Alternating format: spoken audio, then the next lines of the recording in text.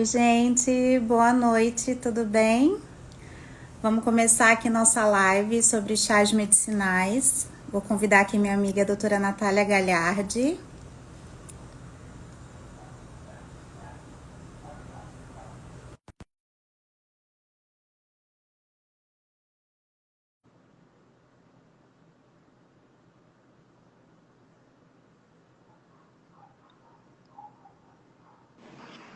Oi, pessoal, boa noite. Oi, Nath, tudo bem? Tudo bem? Seja bem-vinda. Vamos Obrigada. começar aqui a nossa live, né? Chás medicinais, a visão da hepatologista e da nutróloga. Vou começar me apresentando para quem não me conhece. Eu tenho residência em clínica médica, fiz pós-graduação em endocrinologia, pós-graduação em nutrologia e atualmente eu trabalho em consultório, atendendo endocrinologia e nutrologia com foco em obesidade, doenças da tireoide e diabetes. E também trabalho como nutrólogo hospitalar.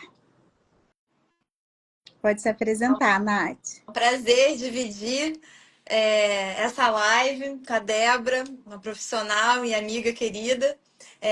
Então, eu tenho especialidade, né, em clínica médica, em gastroenterologia e hepatologia. Sou professora também de pós-graduação e de gastroenterologia. E atuo também no meu consultório, principalmente na área de gastroenterologia e hepatologia. E, gente, se surgir alguma dúvida durante a live, tudo, pode deixar as dúvidas nos comentários, que a gente vai deixar tudo para o final da live para a gente tentar responder todas as dúvidas, tá bom? E por que que surgiu a ideia da gente fazer essa live sobre chás medicinais? Nós duas temos atendido cada vez mais no consultório pacientes que vêm na consulta com alterações hepáticas, e é comum desses pacientes é que eles estão em uso de algum chá, ou mais comumente até do que chá, algumas ervas em cápsulas. E o que é importante a gente lembrar?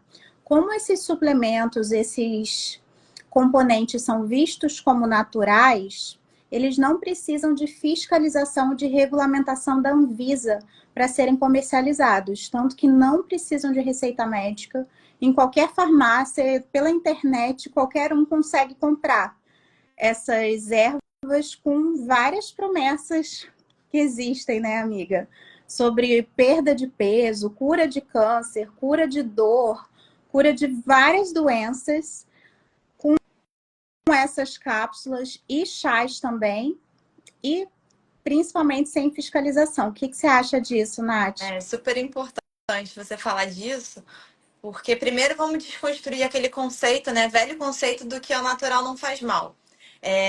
A gente não pode esquecer que diversos remédios são originados de ervas, né? Se a gente for elencar alguns, assim, os principais que vem na minha cabeça agora, por exemplo, o AS, a aspirina, a efedrina, a colchicina, a cocaína, né? Se a gente for falar É do que é droga. natural não faz mal, né? E imagina a cocaína. Então, a gente primeiro tem que desconstruir essa ideia. E talvez as pessoas sejam atraídas tanto pela facilidade comercial, né? É muito fácil vender em qualquer lugar uma medicação que não precisa de regulamentação, como você falou. E não precisa só de regulamentação e nem tem estudo, né? Os estudos são super escassos. Então, a comercialização é muito maior, mais fácil. É, as pessoas ficam com essa ideia de, de repente, a medicina tradicional, ela precisa ser inovada, ou até mesmo porque a pessoa não tem aquela proximidade com o médico, né, com a receita, aí escuta que é vizinho, que fulano, que ciclano, falou que tal substância é bom, é só um chazinho, não faz mal. E não, eu vim aqui justamente desconstruir porque foram tantas conversas, né, Débora? Dividir Sim. tantos casos de um lado para o outro e é muito importante a gente trazer esse alerta aí para a população. Uhum. E os estudos são escassos de benefícios, né? Mas de malefícios a gente leu diversos artigos científicos, né? Nossa, Antes de é, fazer essa live. E, Nath, qual que é a queixa mais comum que esse paciente com essa alteração hepática chega no seu consultório? Débora, assim, muitas das vezes ele não sente absolutamente nada, né? Na verdade, o que eu mais vejo no consultório, né? Porque eu também vou falar um pouquinho da minha vivência hospitalar.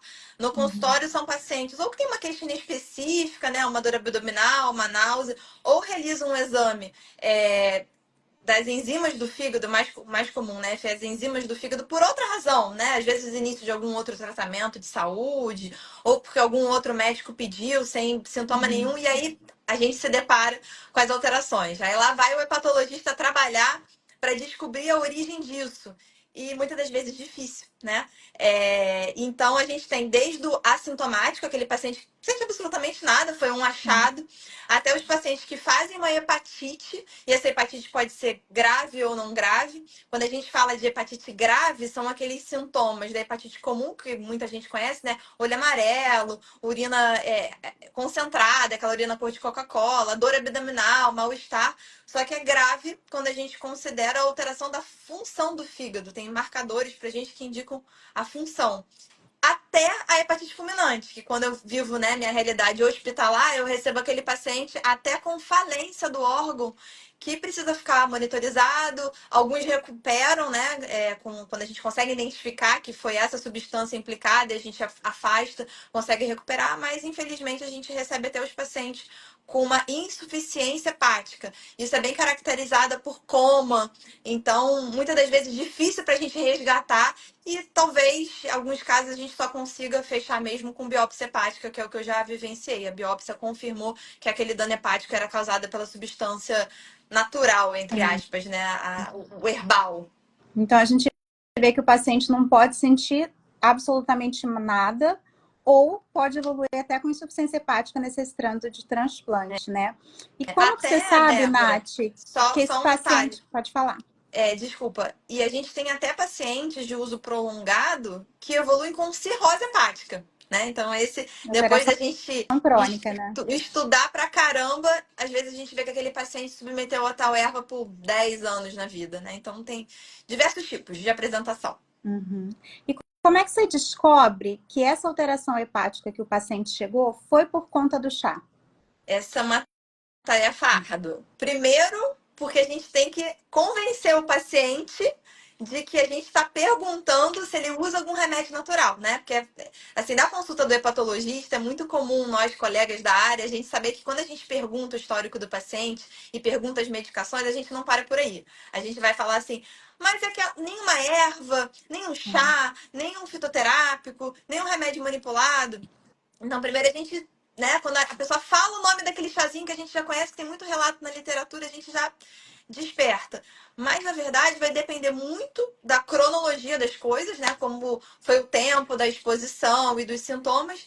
E muitas das vezes a gente não consegue fazer num primeiro momento, porque a gente tem que descartar diversos acometimentos, as hepatites virais, né? As hepatites autoimunes, que às vezes até essa substância deflagra. Eu já tive alguns pacientes que abriram um quadro de uma doença autoimune no fígado por causa dessas ervas.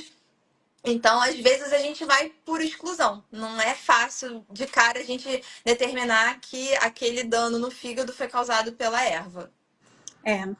E no consultório eu já peguei pacientes com prescrições de manipulados, né? Clássico. Contendo ervas, medicações, diversas ervas, medicações, às vezes 15 itens de manipulados e hormônio tireoidiano, uma mistura gigante Nosso de coração fica componentes como, né? naquela mesma fórmula. O que você conta para mim, Nath, dessa fórmula assim, toda misturada de Ah, medicação, ervas nós, e tudo? Qual a sua entre opinião?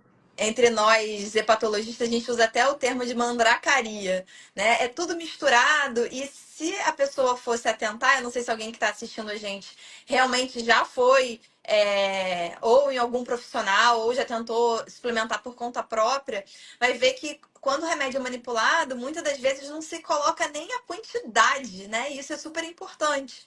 Então, são vários fármacos misturados e por isso que às vezes a gente nos estudos demora a identificar, a separar o joio do trigo, o que causou o quê.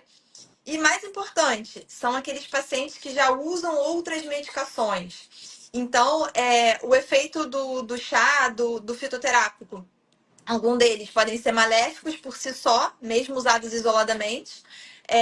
E pior ainda, quando a gente associa outras substâncias, né?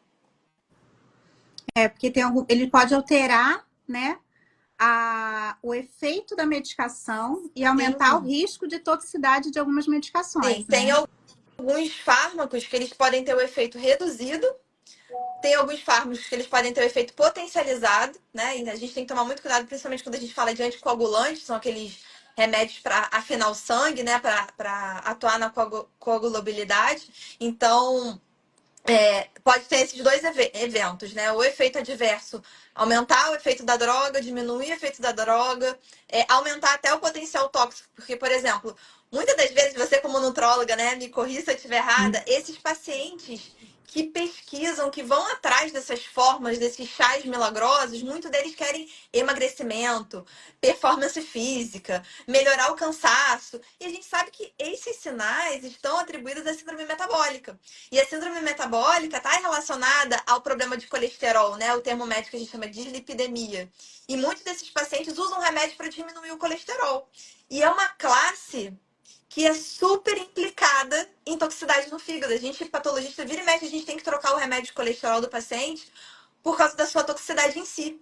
E aí imagina quando a gente potencializa, a gente junta uma droga ou várias drogas, como você falou, né? Que raramente as manipulações são únicas.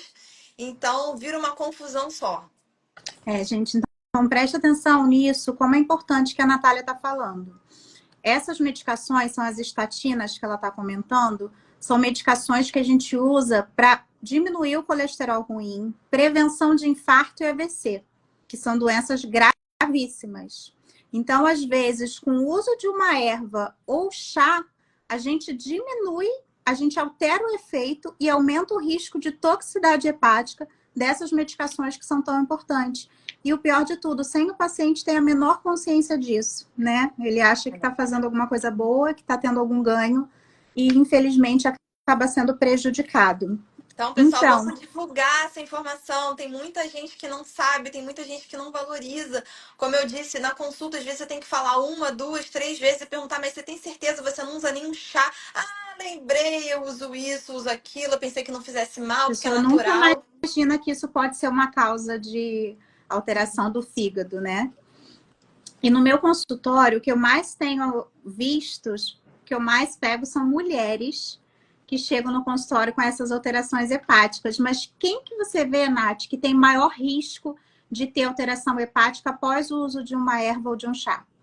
Isso é importantíssimo que você falou, Débora. Os estudos sobre toxicidade hepática, né? A gente tem até um termo para isso. A gente usa uma sigla que em inglês significa dano hepático induzido por ervas. Uhum. Quando a gente vai ver os estudos, a população primeiro depende também da genética, né? Cada região do mundo tem uma suscetibilidade maior a fazer toxicidade a um tipo de fármaco. Mas as mulheres, como você falou, estão sim confirmadas nos estudos que é o gênero que tem a maior prevalência. Então, o que os estudos mostraram? Mulheres, a média de idade em torno de 45 anos, 45 a 48 anos. E o que piora tudo isso, né? É se a pessoa já tem alguma comorbidade, principalmente se a comorbidade é relacionada ao fígado. E o que a gente vê, você deve receber muito como nutróloga, são aqueles pacientes que têm a gordura no fígado, que acham que é só uma gordurazinha, que aquele chá vai queimar a gordura no fígado. E são esses os indivíduos que têm o maior risco de desenvolver todos esses eventos adversos que a gente está conversando. Uhum. E também pacientes que usam álcool, né? Com, Ingerem álcool. com certeza, o álcool é metabolizado por uma enzima do fígado que essas ervas também sofrem a depuração, a metabolização. Então, é um órgão já sofrido. E quantas pessoas não querem aquele chá milagroso, aquela cápsula para uma performance, para um emagrecimento, e aí final de semana mistura com álcool, né? Então, isso é realmente outra característica bem importante para aumentar a toxicidade dessas substâncias. Uhum. Então, hoje, gente, a gente separou 6 ervas para conversar com vocês. E a gente vai começar agora. A gente vai falar sobre tríbulos terrestres, vamos falar sobre maca peruana, vamos falar sobre chá verde e chá preto juntos, falar sobre boldo, Herbalife e cavalinha. Vamos falar nessa ordem sobre essas ervas. Primeiro, vamos começar sobre o tríbulos terrestres. A gente falou que o público é principalmente feminino, mas na verdade o tríbulos terrestres a gente vê as alterações principalmente homens. Talvez porque o tríbulos tem um suposto efeito benéfico de aumentar a liberação de testosterona, de aumentar a performance na musculação, massa muscular, mas esses efeitos benéficos têm muito pouco estudo científico definindo se realmente tem esse benefício, e os efeitos adversos do tríbulos terrestres são super graves. Pode ser insuficiência renal aguda, insuficiência hepática com manifestação com icterícia. Sim. Pode ser também priapismo, que é uma ereção do pênis super dolorosa, demorada, que pode causar até necrose do pênis. E também eventos tromboembólicos, infarto, AVC, embolismo pulmonar. Então, assim, são complicações super graves para uma erva que não tem estudo provando benefício praticamente algum. E o problema do tríbulos é que ele também está muito associado à segunda erva. Quando a gente vê em cápsulas, né, vendendo, ele também está muito associado à segunda erva que causa toxicidade hepática, que a gente vai falar hoje, que é a maca peruana. Né? O que você Super tem para falar importante. pra gente, Porque Nath? muitas das vezes, desculpa, gente, eu tossi aqui. Não tô chorando, não, tá? Eu tava tossindo. Muito importante, porque raramente, eu pelo menos nunca vi um paciente usar tríbulos terrestres sozinho. Ele sempre associa. E um outro que tá, parece que é uma casadinha é a maca peruana, né? E isso eu vejo de um tempo pra cá. O Tribulus não era utilizado, a gente não tem tanto relato no passado. Então, o Tribulus e a marca peruana são novidades aí no mercado, né? E é vendido de forma. De qualquer forma, né? Em cápsula, no mercado, enfim. Então, tá cada vez mais acessível. Inclusive, eu tive um caso interessante. Lembra que eu falei que tem algumas doenças autoimunes no fígado, né? A pessoa Sim. carregava aquela genética e ela não necessariamente ia manifestar a doença, né? E eu tive uma paciente jovem, 40 e poucos anos, que queria a tal performance, ganho de massa muscular, e ela abriu um quadro de hepatite autoimune após o tribulus terrestre. Então, só para ter mais um alerta, né? A gente não tem tanto relato assim na literatura de tribulus terrestres induzindo a hepatite autoimune, mas falo novamente, isso é uma coisa nova. Então, daqui para frente a gente vai ver cada vez mais com a disseminação das fake news da internet, né? Eu acho que esses tipos de compostos vão começar a ser cada vez mais utilizados e cada vez mais a gente vai ver essas toxicidades, essas induções autoimunes.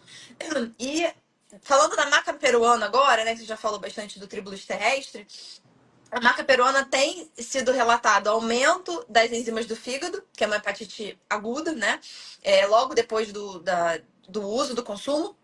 E já temos casos de hepatite aguda grave, que é aquela que compromete a função do fígado. Inclusive, conversando com uma colega hepatologista, né, a gente troca figurinhas desses casos que não são fáceis.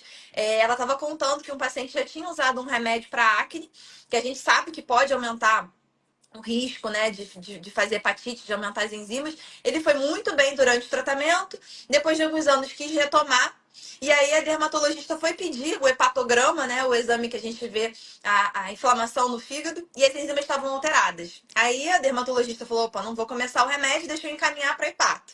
E aí lá vai a hepato trabalhar e descobrir qual que é o caso, porque ia fazer total diferença na vida do paciente. E aí, conversa uma, conversa duas, ela me ligou, Natália, olha, já pesquisei isso, e aquilo. Já perguntei se não era chá, se não era fitoterápico. Eu falei, não é possível. Pressiona esse paciente de novo. E aí ela depois me contou, uma semana depois, o paciente voltou aqui no consultório e lembrou que estava usando marca peruana. Aí a gente, meu Deus, não acredito, né? A gente começa a dar risada. Mas já suspendeu, já normalizou, já conseguiu começar seu tratamento para acne, né? Atualizando, e agora o fígado tá bom. Que bom, né? Que teve um final, pelo menos, Descobrimos. satisfatório. A terceira droga que a gente vai comentar é sobre o chá verde, falando junto também com o chá preto.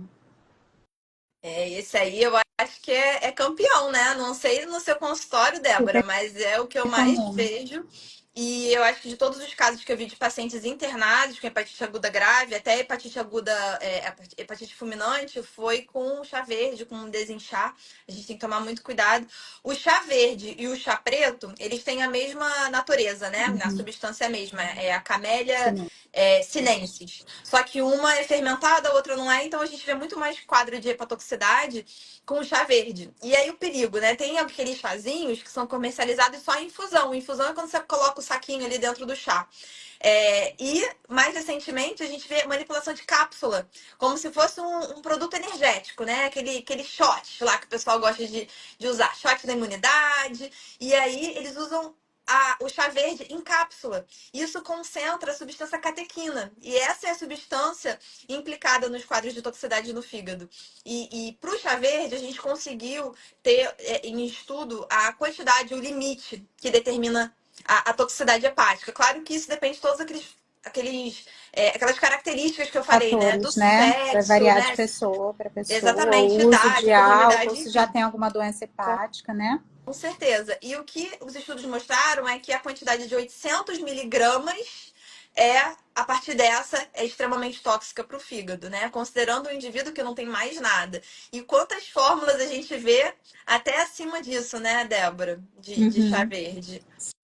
E o importante também é que muitas fórmulas eles omitem a quantidade que tem nas cápsulas, omitem todas as substâncias que tem nas cápsulas, por exemplo, colocam uma ou duas substâncias, mas na verdade na cápsula tem muito mais substâncias e modificam a dose, colocam que tem determinada dose da substância e na verdade tem outra dose. Porque é o que a gente já comentou, não tem fiscalização da Anvisa para essas ervas, né? Então, vamos falar agora o quarto erva que a gente escolheu, o boldo.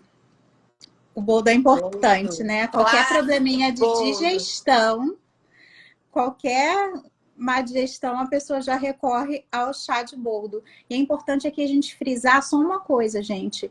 Não existe detox para o fígado. O fígado é o principal órgão detox do corpo, né, Nath? Ele Você já pode até é um falar isso muito melhor que detox. eu. Ele já é um Sim. detox. E não Eu precisa já de chá ouvi. para funcionar. Não precisa. Eu vi uma frase uma vez de um hepatologista que eu tenho muita admiração. Ele fala: é como se você estivesse lavando o sabonete com shampoo. Então, assim, você não precisa. Ele já é um órgão que já detoxifica todas essas substâncias, né? Quando você acha que você está dando uma substância para fazer o detox no fígado, na verdade você está sobrecarregando ele. Agora, Uhum. o boldo, gente, esse é clássico. Quem não conhece, né? Alguém que passou um chazinho de boldo para hepatite. Coitada, às vezes a hepatite A, que é aquela hepatite, né? Que precisa só de um repouso, ela vai se resolver por si só. Ela só precisa deixar o fígado ali quietinho e as Sim. pessoas vão lá e tacam boldo. Então tem extrato de boldo, cápsula de boldo. A questão da digestão que você falou, Débora, é muito importante. Por que que acontece?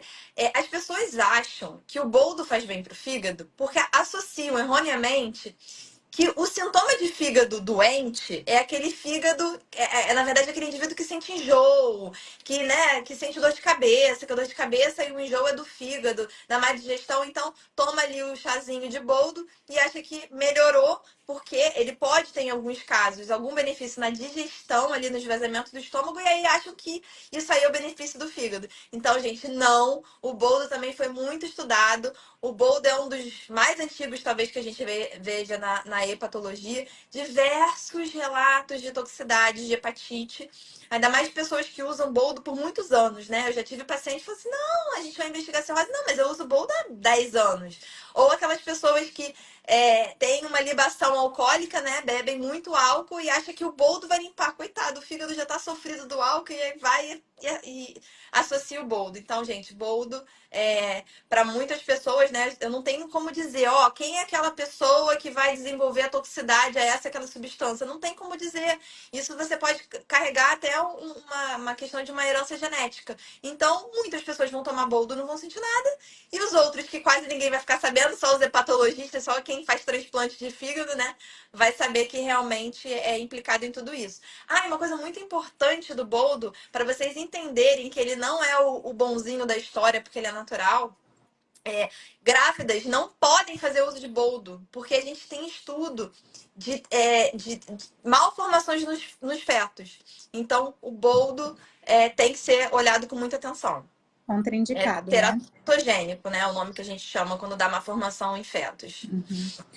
É muito importante isso que você comentou, Nath, dessa confusão que as pessoas fazem às vezes de melhorar o esvaziamento do estômago, então de repente a digestão ser mais rápida com o fígado. Não tem nada a ver isso, né? Não, não. Fígado geralmente não dá sintoma nenhum, só Quando já tá numa fase às vezes mais mais grave. avançada, né? Sim.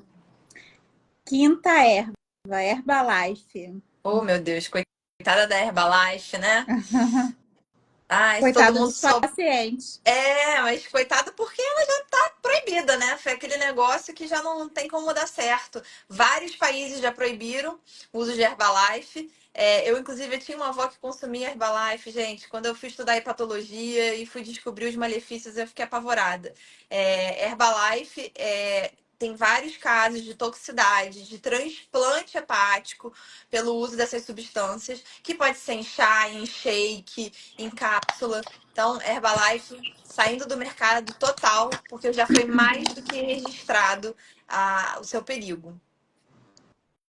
Sexta erva que a gente vai comentar aqui, cavalinha. Tem várias promessas para cavalinha, né? Você Eu deve receber vejo, vários, né? De sim, obesidade. promessas de combater o envelhecimento precoce, o efeito diurético, queimar a gordura. Mas o que é importante aqui que a gente saia dessa live sabendo? Não acredite em promessas vazias de cura de alguma doença. Não acredite em promessas de perda de peso fácil. Então, sempre duvide quando você já vê alguma coisa assim. Às vezes você vê algumas propagandas até absurdas, né? Perca 5 quilos em uma semana. Vai ser E a proibido. Sim, com certeza. Então, nenhuma dessas ervas, nenhuma erva tem uma eficácia comprovada para perda de peso. Nenhuma erva tem estudo comprovado que queima gordura, né?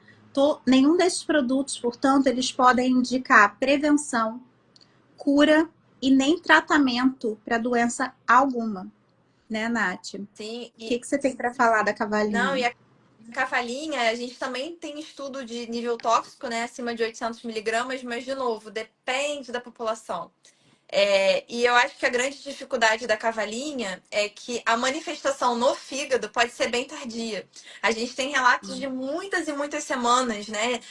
18 semanas após o uso. Então, imagina quanto é difícil o paciente resgatar na memória que ele usou aquele remédio, né? O falso remédio, o chá, e até o profissional, o hepatologista, determinar que ele foi o causador. E a cavalinha, ela tem uma manifestação que poucos chás têm, né? A cavalinha ela tem o poder de induzir uma hepatite crônica, inclusive com cirrose hepática. A cirrose em si não é tão comum nos chás.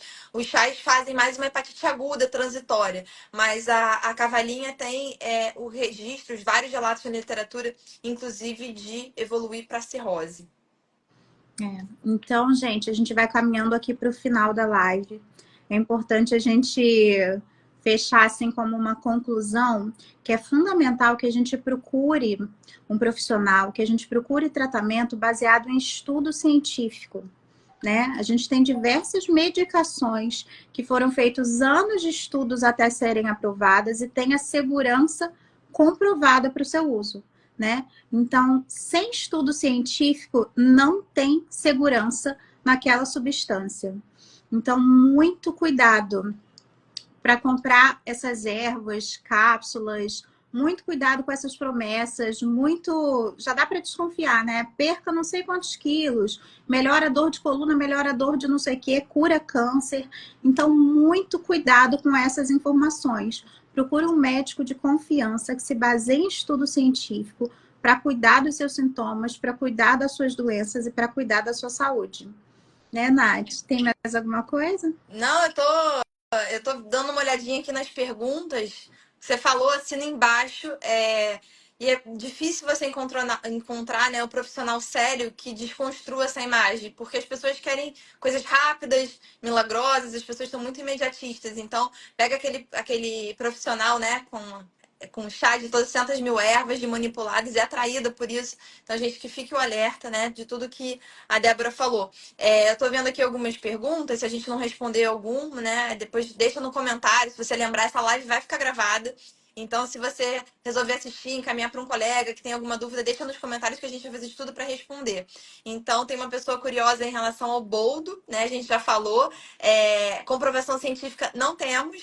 E a gente tem aquele livre mercado, né? Como você falou logo no início. Não são produtos que não exigem certificação, por exemplo, da Anvisa, né? De outros